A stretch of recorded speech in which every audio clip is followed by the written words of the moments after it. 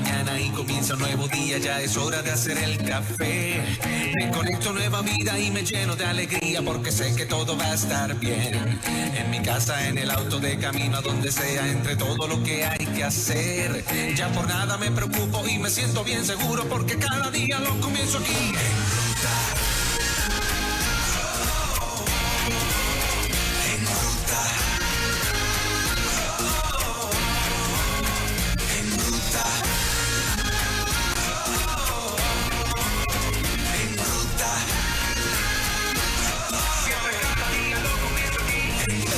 Qué bueno, hoy tenemos a Magdiel Narváez listo para Palabra Viva. Buenos días, Magdiel. Buenos días, Fernán.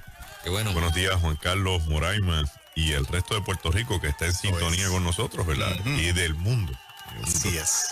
De cuando estábamos viajando en otros lugares, en otros momentos, es mucha gente la que se acerca a decir, mira, yo no sabía de Nueva Vida. Y tengo este pariente que me dijo, baja la aplicación y escúchate esta emisora. Entonces, uno empieza a escuchar de otros recursos que la gente sabe, de Angie, de Enrique Manso, de Marlene Arroyo, René, Millán, Vicky Mulero, Cristi Müller, ¿sabes? Y tú dices, wow, la gente está escuchando la emisora así, porque si no la escucha, tú no sabes qué recursos son los que están aquí. ¿Verdad? Y es grato.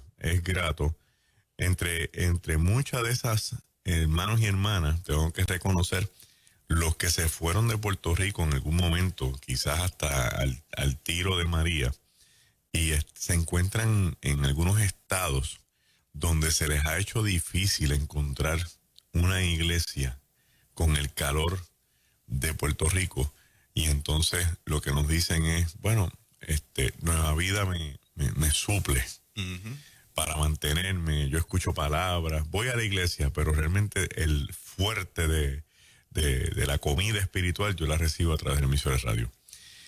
Y digo esto por la responsabilidad que conlleva traer un mensaje de esperanza, un mensaje certero, un mensaje de alternativa, un mensaje que disipe la estrategia del mundo de querer tener la gente en una ansiedad constante y de tener al mundo bajo la opresión de lo que es la desinformación y la ignorancia. Eugenio María de Hostos, en una de sus célebres frases, decía, prócer puertorriqueño, que lo desterraron de este país y tuvieron que enterrarlo en la República Dominicana y nunca hemos podido extraditar sus restos. Eugenio María de Hostos decía que la ignorancia era peor que la maldad. Porque el que es malo tiene conocimiento y tiene intención. Pero el que es ignorante porque quiere, porque no quiere salir de su ignorancia. Es el famoso mito de la caverna, de los filósofos griegos. Usted se mete en una caverna y usted cree que al otro lado de la caverna no hay vida. Y que lo que existe en vida es solamente lo que está dentro de la caverna. Y cuando usted sale afuera, ve un mundo, que ve un sol, que ve aves y que encuentra una naturaleza distinta a lo que está en la caverna, usted se da cuenta de todo el tiempo que usted perdió dentro de la caverna. Entonces hay cavernas emocionales, hay cavernas espirituales, hay cavernas materiales, hay cavernas profesionales.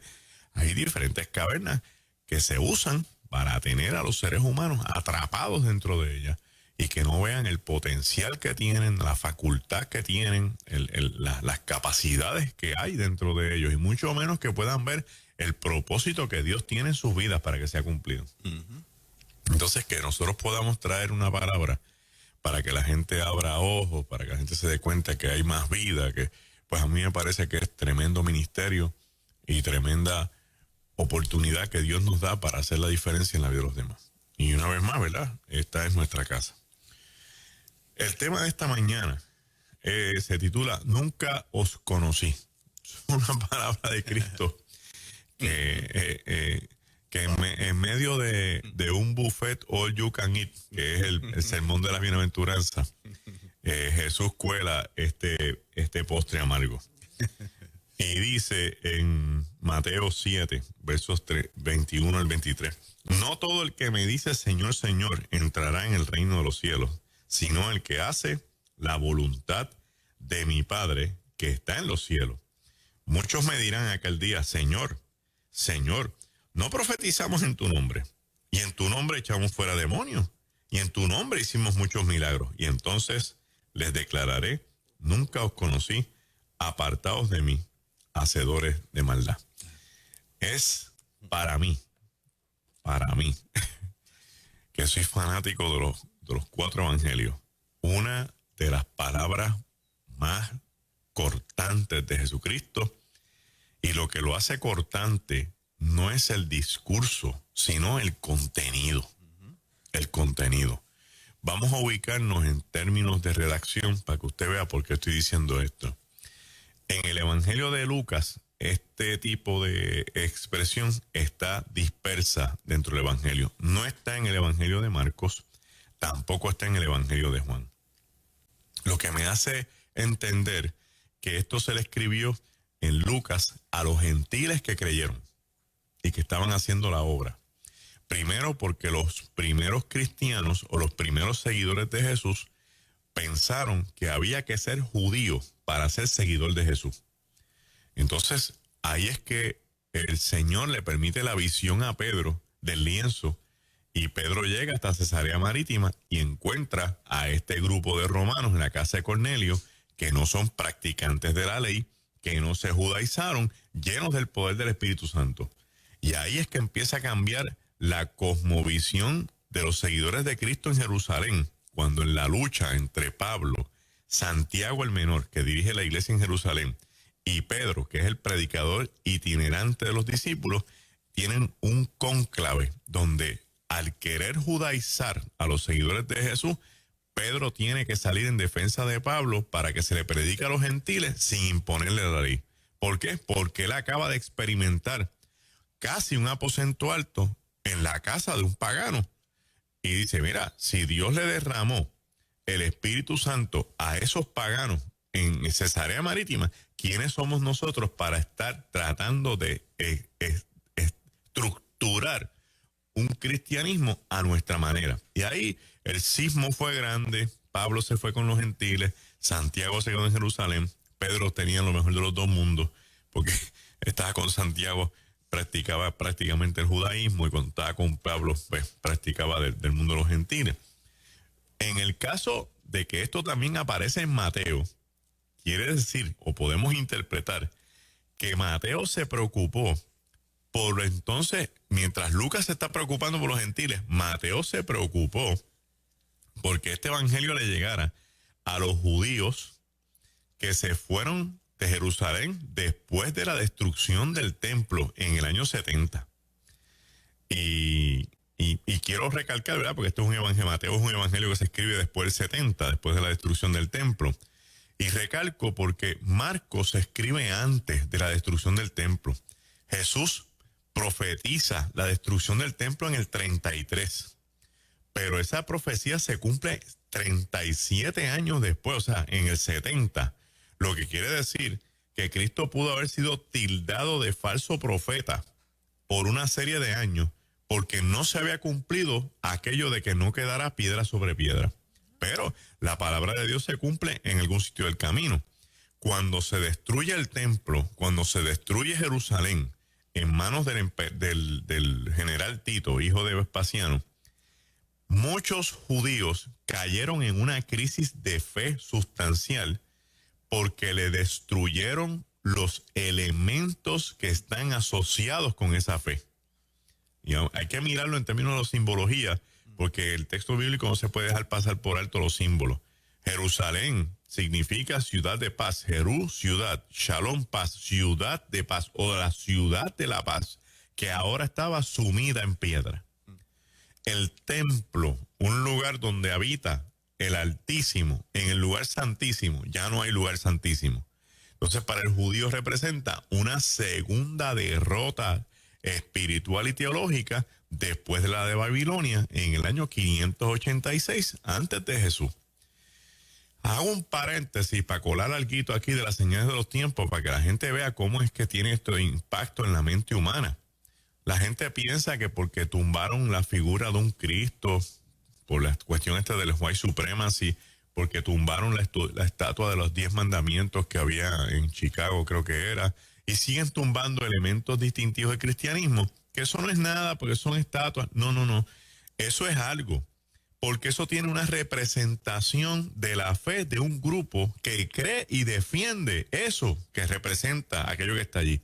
No es que lo estemos adorando, no es que veneramos, es que es una extensión de lo que yo creo. Entonces, al tumbarlo, a derribarlo, no solo estás derribando un monumento, me estás tratando de dar un golpe a lo que yo creo. Y por eso es que la gente tiene que levantar la voz y decir, yo no estoy de acuerdo con eso. Porque si vamos a destruir todos los monumentos que hay que representan algo, el mundo se va a quedar sin historia. Y tendremos que borrar los nombres de montones de cosas que representaban algo para un grupo de personas. Entonces la libertad que tienen uno se convierte en la restricción de otro. Los derechos de estos se convierten en las laceraciones de otros. Y eso no es el check and balance de la Carta de Derechos de las Naciones ni de los países que tienen democracia. Y aquí pasó esto en el 70. Entonces, estos judíos vieron el golpe que dio Roma y empiezan a huir. Pero Mateo aprovecha y los quiere alcanzar con su evangelio para decirle, este Cristo que nosotros crucificamos era el Mesías y había profetizado que esto iba a pasar. Y acá agarra la coyuntura del cumplimiento profético de las palabras de Jesús para que aquellos judíos que se fueron no pierdan la esperanza de que su Mesías había venido y que prometió que habría de regresar. Y por eso es que esta palabra tanto está en Lucas para agarrar a los gentiles y tanto está en Mateo para agarrar a los judíos que se fueron en la diáspora y a los judíos que habían creído en Jesús para reforzar y fortalecer su fe. Si usted lo mira con calma, se va a dar cuenta que estamos alcanzando la universalidad de los individuos del tiempo de Jesús, sean gentiles o sean judíos. En el caso de Mateo, que fue el que leímos en la mañana de hoy, este texto pertenece al discurso más largo de Jesús, que es el Sermón de la Montaña, que empieza con las bienaventuranzas en el capítulo 5, verso 1, y termina en el capítulo 7, verso 24. Fíjense que son 2 capítulos completos que dura este sermón. O sea, Cristo se va a la falda de esta montaña y empieza a hablar de lo que es el backbone, de lo que es la columna vertebral del Evangelio. Hay investigadores, especialmente alemanes, que plantean que como este tipo de columna vertebral está en el Evangelio de Mateo y como se repite, tiene resonancia en el Evangelio de Lucas, y Mateo se escribe en Jerusalén y Lucas se escribe en Antioquía, y aquí no hay teléfono, aquí no hay celulares, aquí no hay Facebook, aquí no hay ningún medio social para comunicarse, ellos creen y entienden que de alguna manera los discípulos posiblemente tenían un escrito más antiguo que el Evangelio de Marcos, con el que ellos hacían referencia a las palabras más contundentes de Jesús. Y a ese artículo, como nunca se ha encontrado evidencia de su existencia, se le llamó Q, de la palabra alemana Quell, que significa fuente. Una fuente. Una fuente que tenía las bienaventuranzas y todo el discurso de la filosofía del cristianismo, que tenía algunos milagros de Jesús y interesantemente, expresiones de Cristo sobre su regreso. Entonces parece que los discípulos tenían un pequeño expositor con el que iban por todos lados y hacían referencia a esto para centrar el Evangelio en lo que se llama la columna vertebral del cristianismo. Posiblemente alguien pregunte y me dice, ¿cómo yo puedo saber si esa teoría es cierta? ¿Qué tenía? Pues eso es bien fácil. Usted va a coger el Evangelio de Lucas, el de Mateo y el de Marcos y va a hacer esta asignación. Todo lo que esté en Mateo, que se repita en Lucas y no esté en Marcos, esa teoría dice que es lo que estaba en ese librito. Todo lo que esté en Mateo, que se repita en Lucas, que no esté en Marcos. Mateo más Lucas menos Marcos. Y ahí, todo lo que se repita. Si usted tiene una versión Reina Valera del 60, se lo va a economizar porque debajo de cada subtítulo le va a decir en qué texto además del que está leyendo, se encuentra ese pasaje. Si usted está en Mateo y abajo tiene entre paréntesis Lucas, de ahí estamos diciendo que la teoría plantea que eso era parte de este pequeño librito que tenían los discípulos, que nunca se encontró, por lo tanto sigue siendo una teoría muy buena, dicho sea de paso. Entonces,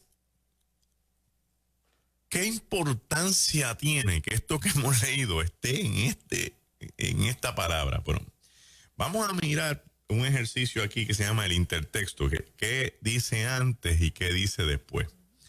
Antes de lo que hemos leído, Jesús dice: todo árbol que no da buen fruto es cortado y echado en el fuego. Así que por sus frutos os conoceréis. Si yo me dejo llevar por ese preámbulo, Cristo me está diciendo que Él no va a considerar fruto el que la gente esté profetizando en su nombre, echando fuera demonios, ni sanando enfermos. O sea, para Jesús, esos no son frutos. Y hay gente que podrá decir esta mañana: varón, pero pero vamos a mirarlo a través del texto para que usted vea la opinión nuestra, ¿verdad? Y el ángulo. Y usted difiere con nosotros con todo el respeto que usted quiera y lo vamos a entender. ¿Por qué profetizar? ¿Por qué echar fuera demonios? ¿Por qué sanar enfermos? Pudiéramos decir que Cristo no lo está considerando como un fruto, porque en la realidad última, eso no depende de la persona. Eso depende de la obra del Espíritu Santo en esa persona. Y si ese día lo que había era un predicador que estaba en la injundia del pecado y estaba poseído por sus maldades y sus cosas, pero Dios lo quiso usar, Dios lo va a usar.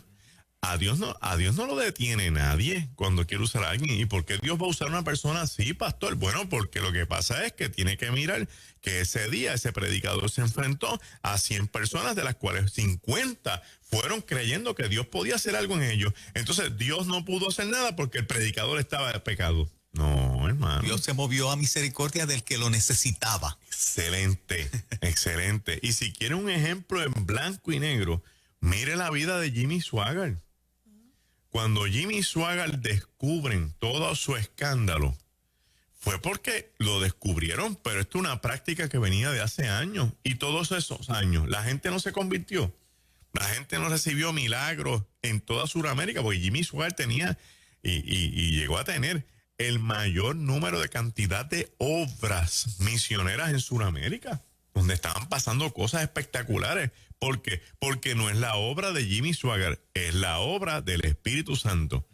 Y ese es el mismo problema por el cual en ocasiones mucha gente se desanima en el Evangelio y mucha gente ataca a la iglesia porque pusieron los ojos en el ser humano y no en el Señor que opera en ese ser humano.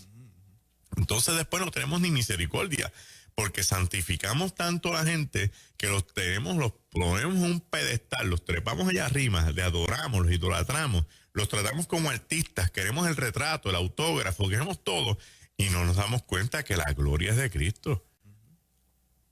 Que aquí el grande es Jesús, que es el que se subió en la cruz, venció la cruz, salió de la tumba y promete que va a regresar, y nosotros esperamos ese regreso en breve. Si voy a mirar lo que está después de esos textos, lo que viene es la parábola de los dos cimientos. Mira cómo es Cristo, dónde Cristo acomoda las cosas. Dice: por sus frutos os conoceréis.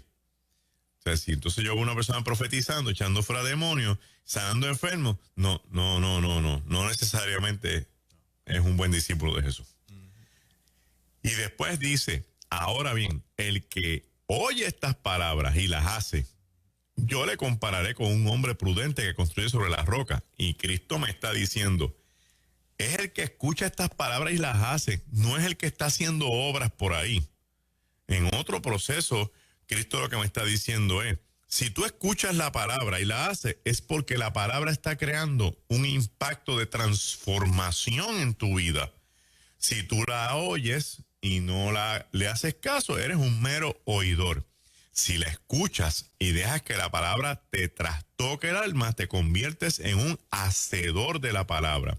¿Y qué implica ser hacedor de la palabra? Que ese discurso de Jesús, que va desde el capítulo 5, está lleno de reseñas de cosas reales que son los verdaderos frutos de un discípulo de Jesús.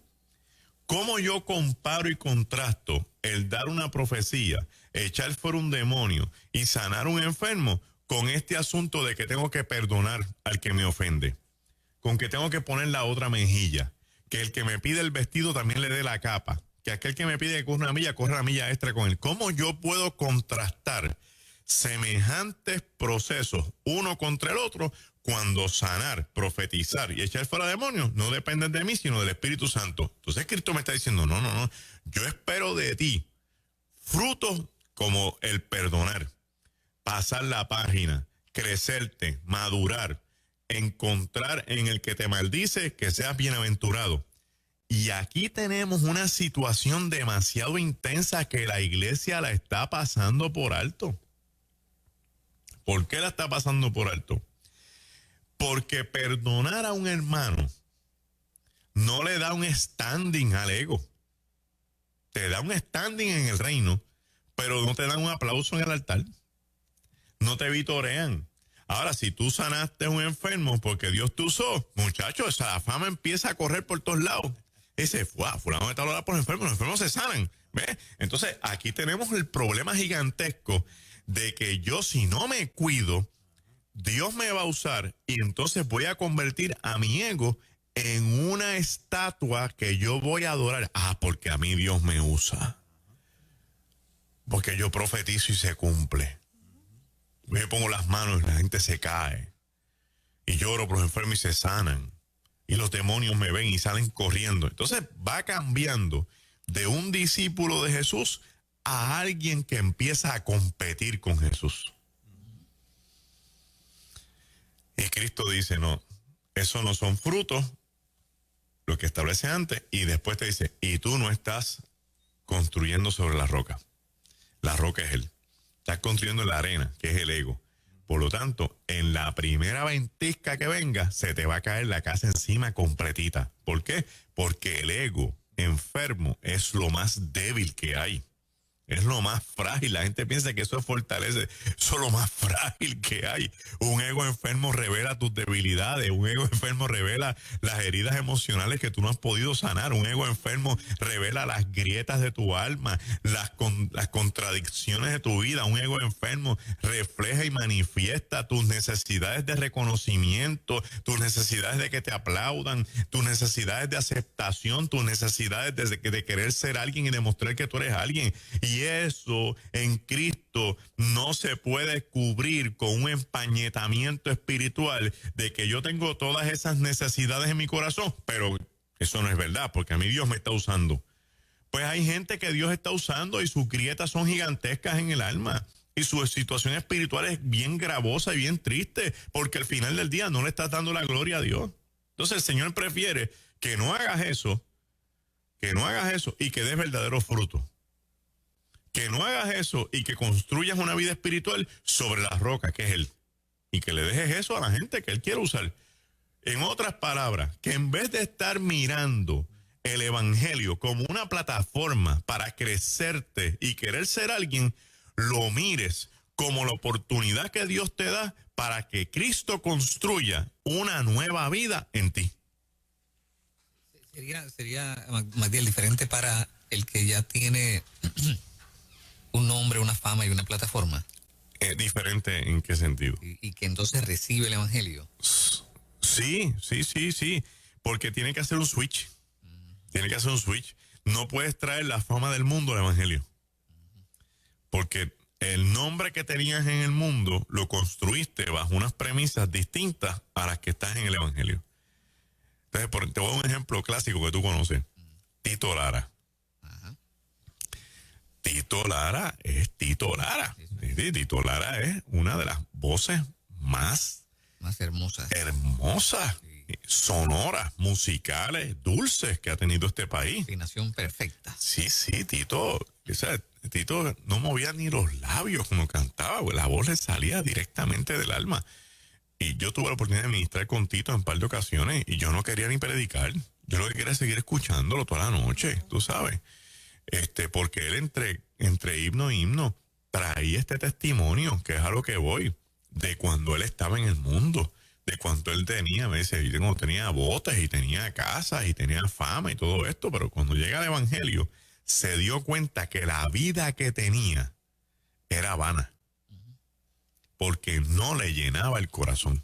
Entonces hace un switch y se cuida, porque viene al evangelio con la misma voz, viene al evangelio con el mismo talento, viene al evangelio con la fama y con el nombre, pero entonces ahora le da la gloria a Cristo. Pero hay que tener un nivel de madurez, porque para batallar con eso, la línea a veces puede ser bien fina y no darte cuenta a veces. Eso que tú planteas, el nivel de madurez, precisamente es lo que Cristo dice después de este texto. ¿Sobre qué base vas a construir? Y lo triste es que el que utiliza el ego lo utiliza para dañar a otros y ni si cuenta se da a veces. Es así. Y antepone el ego y lo más grande es que logre impresionar a la gente. Entonces la pregunta es, Ajá. ¿sobre qué tú has construido? Exactamente. Porque la clave aquí es, no el edificio que yo estoy viendo, que sería el ego, que es lo que sobresale. Es, ¿en qué base está ese ego? ¿Está ese ego en la base de el amor por la fama, que la gente me persiga, que me aplauda? ¿O está ese ego construido sobre Cristo? La línea es finita, como dice Fernán. Pero la persona tiene que hacer un esfuerzo. ¿Y cómo yo lo hago? Deja que el Espíritu te rompa. Eso se logra con intimidad en el Espíritu Santo. Eso se logra haciendo lo que Cristo hizo, llevar su vida al monte. Y en el monte ejecutar su ego, ejecutar su vida y dejar que la voluntad del Padre se cumpla. Fíjate cómo dice el verso 21, para que veas cómo está todo conectado. No todo el que me dice Señor, Señor, entendiendo que Señor en griego es Kyrios, que significa amo y dueño también. No todo el que me dice amo, no todo el que me dice dueño, no todo el que me dice Señor entrará en el reino de los cielos, sino el que hace ¿qué? La voluntad de mi Padre. Entonces yo tengo una lucha entre si yo hago mi voluntad o la voluntad del Padre. Y la única forma de liberar esa pelea es orando. Porque en este caso, la oración no es una lista de pedidos de regalos de Navidad. Señor, concédeme el carro nuevo, lo quiero color crema. No, de 4 vueltas, no de 2. Entonces, esta no es esta oración. No estoy diciendo que esa no es la oración que usted debe hacer. Estoy diciendo que esta no es esa oración. Esta es la oración del Getsemaní. Yo sé que yo tengo que cumplir con un propósito de Dios en esta tierra. Pues yo lo quiero cumplir no desde mi voluntad, sino de la voluntad de Él. Y no tengo que tener ningún miedo porque ya la Biblia me anticipó que la voluntad de Dios es agradable, perfecta, es buena para mi vida. No me puede ir mal queriendo hacer la voluntad de Dios. Yo no concibo que todavía estemos pensando en un Dios que quiera atropellar a aquel que quiera hacer su voluntad, en un Dios que quiera mal para tu vida, en un Dios que pudiendo bendecirte te quiera maldecir. Yo no creo, ese Dios no existe. Ese Dios es un paquete que se ha inventado la religión cristiana. El Dios verdadero es un Dios de amor, es un Dios de consideración. También es fuego consumidor. Bueno, si te portas como no tienes que portarte y Dios tiene que enderezarte, ten la seguridad de que por amor a ti te va a dar un cantacito para que te entres en el carril. Pero no es que anda por ahí tirando bolas de fuego. Vamos a mirarlo desde este punto de vista. ¿Quién es el más que sabe sobre tu vida? Dios. ¿Sabrá Dios las luchas que tú has tenido? ¿Sabrá Dios las luchas que tú tienes? ¿Sabrá Dios las guerras internas que tú estás librando? Entonces encima de eso te va a aplastar. Entonces un pana tuyo tiene más misericordia que Dios. Y dice, ven acá, vamos a comernos algo allá abajo y me cuenta tu vida y me dice todo lo que tú hiciste y te echa el brazo. Tranquilo, todo va a salir bien. Entonces hay gente que tiene más capacidad de ser misericordiosos con otros que el mismo Dios que nos dice que su misericordia es nueva todas las mañanas. Y no estoy diciendo que dejemos de predicar, que dejemos de predicar del juicio y que dejemos de predicar de que hay castigo eterno. No estoy diciendo eso. Lo que estoy diciendo es que nos reenfoquemos un poco y empecemos a mirar esto desde una óptica de querer ser mejores todos los días. Y Cristo está diciéndonos en esta hora que dentro de la amalgama de gente que nosotros conocemos, hay mucha gente que se ha desenfocado porque ha pensado que tener un ministerio que profetice, que eche fuera demonios y que sane a los enfermos, número uno, lo va a salvar. Y ya Cristo me está diciendo, no todo el que me dice Señor, Señor va a entrar al reino de los cielos. Del saque. No. Que el Espíritu Santo te esté usando no quiere decir que tú estás salvo. Te está usando porque no hay más nadie. Te está usando porque tú tienes unos talentos y unas habilidades y unos dones que Dios quiere explotarlos, que le pertenecen a Él y no a ti. Y como se quiere glorificar, pues Él va a usar lo que está dentro del depósito de Dios en mí, como dice el apóstol Pablo, Él lo va a usar para su gloria, porque al final del día es de Él. Entonces, nosotros necesitamos empezar a entender que yo soy dueño de nada. Yo no tengo, este don de hablar no es mío. Si es un don de leer la Biblia, interpretarla diferente, esto no es mío, hermano. Esto me lo regaló el Señor y se debe a Él. Y yo pudiera estar lleno de pecado del pelo más largo de la cabeza hasta la uña del pie, llenito de pecado, y venir aquí y hablarle, y usted gloriarse y sentirse alabado y bendecido y todo lo que usted quiera. Y usted no sabe la condición espiritual que yo estoy. Incluso vamos a eliminar la condición de pecado y vamos por otro ejemplo. Quizás yo vengo aquí con una tribulación gigantesca y un nivel de ansiedad o de depresión y usted ni se imagina, y yo vengo y le hablo y le predico. Este hermano está conectado con el Espíritu. Estoy sumido en el lodo, en el foso de angustia, de la depresión o de la desesperación. Pero eso usted no lo sabe. Entonces, ¿cómo usted logra ser impactado por lo que yo dije? Porque es el Espíritu Santo, no es la persona. Otras personas piensan que por tener un ministerio que ha tenido excelentes frutos, ¿verdad? Y impactando a otra gente, creen que se están santificando. Que la gente cree que los ministerios santifican. Hermano, la santidad es un proceso individual entre usted y Dios. Es tan individual que yo no le puedo imponer mi proceso a nadie, porque cada cual camina diferente. Y cada cual tiene una experiencia con Dios distinta, donde Dios lo lleva de la mano. Aquello que Dios ya vio para esa vida. Si la santidad es un proceso colectivo, entonces Dios es un Dios impersonal. Porque está tratando con todo el mundo a la vez y no con cada cual. Y yo quiero un Dios personal. Yo imagino, Fernán, que si yo tengo Be Happy, la finca Be Happy, y estoy por la finca caminando, o sea, yo puedo sentir a Dios en mi caminar.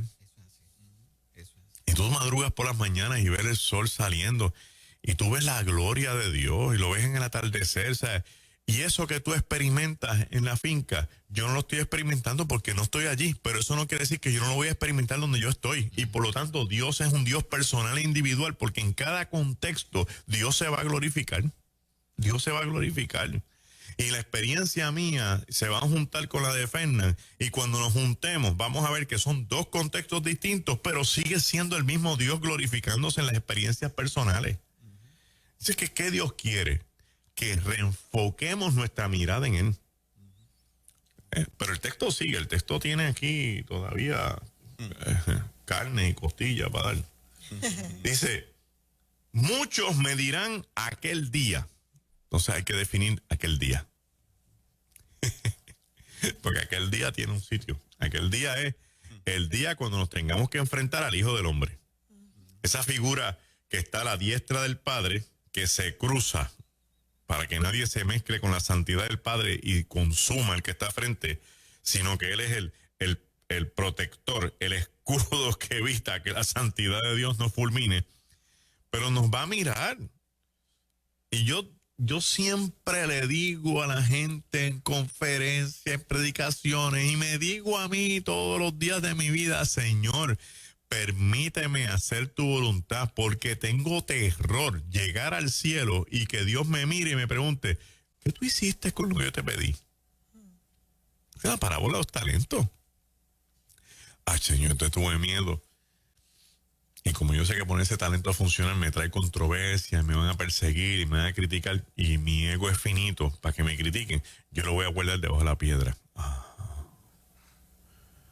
Porque estás pensando en ti más que en él. Si piensas en él, se te quita eso. Porque él no tuvo ningún reparo en despojarse a sí mismo, que lo azotaran, que lo escupieran, que lo patearan, que le entraran a bofetar, que le sembraran una corona de espinas en la cabeza, subir una cruz, que lo vituperaran por ti y por mí. Entonces, ¿qué espera el Señor? El Señor no espera que... El Señor no está esperando que yo me entregue para que me crucifiquen. El Señor lo que está esperando es que yo los represente.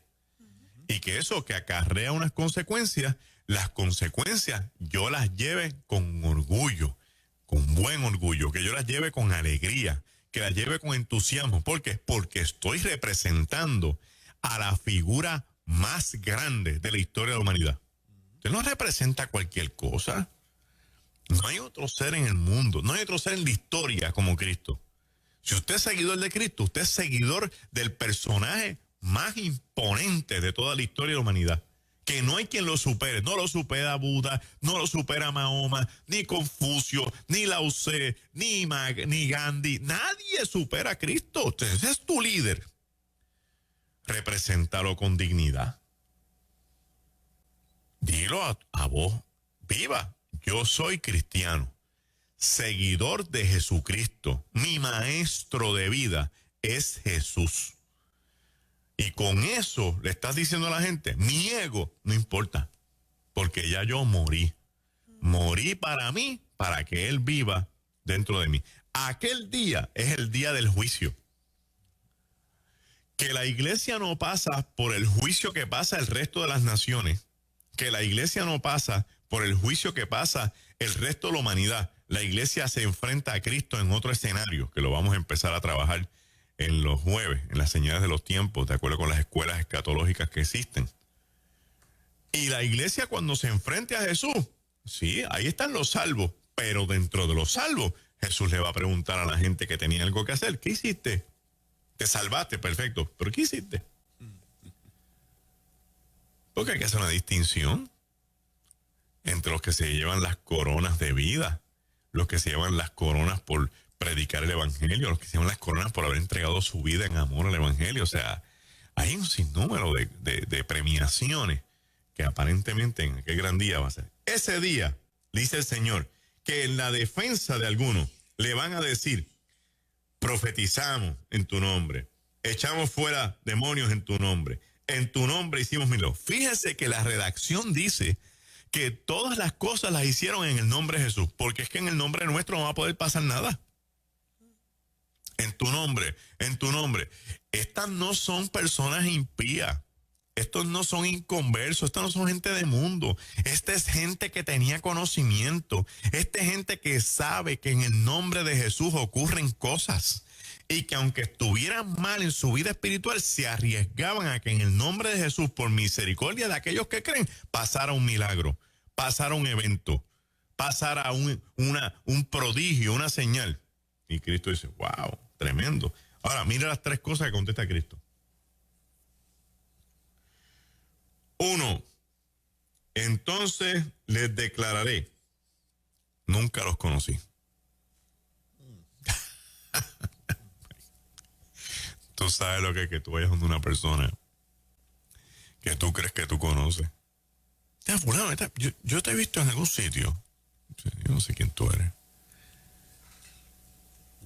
No, ¿dónde tú estudiaste? No, yo estudié en la Escuela Superior de University Garden. No, yo no estudié. Yo estudié en Pares Mato, en Bayamón. ¿Y de dónde es que tú y yo nos conocemos? Yo me estás confundiendo.